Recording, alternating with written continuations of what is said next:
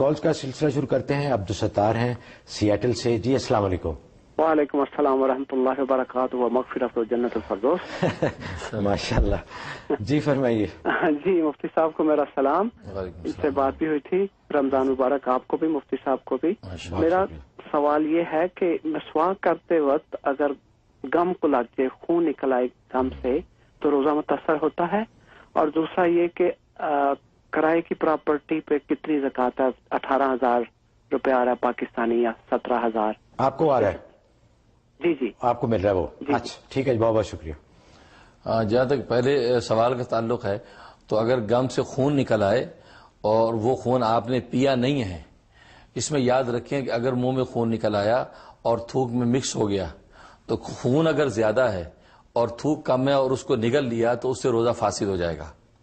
لیکن اگر جو تھوک زیادہ خون کم ہے تو اس سے روزہ فاسد نہیں ہوگا. اور اگر دونوں برابر ہیں تو احتیاط یہ ہے کہ روزے کی بعد میں قضا کر لے. لیکن اگر ایسا اندیشہ ہے خون کا جو ذائقہ محسوس ہوتا ہے تو اس کو تھوک دے اور اس کو تھوک کے ساتھ نگلے نہیں, تو اس صورت میں روزہ فاسد نہیں ہوتا, روزہ قائم رہتا ہے. اور باقی زکوٰۃ کا معاملہ, تو جو پیسے آ رہے ہیں 18-15 ہزار جو آپ کے کرائے کے آ رہے ہیں, تو جو آپ کے پہلے سے پیسے موجود ہیں اسی کے اندر آپ اس کو انکلوڈ کر لیں, تو ٹوٹل جتنی مالیت بنے گی آپ کی جائیداد کی ایسیس کی, تو اس کا آپ 2.5% زکوٰۃ ادا کریں گے.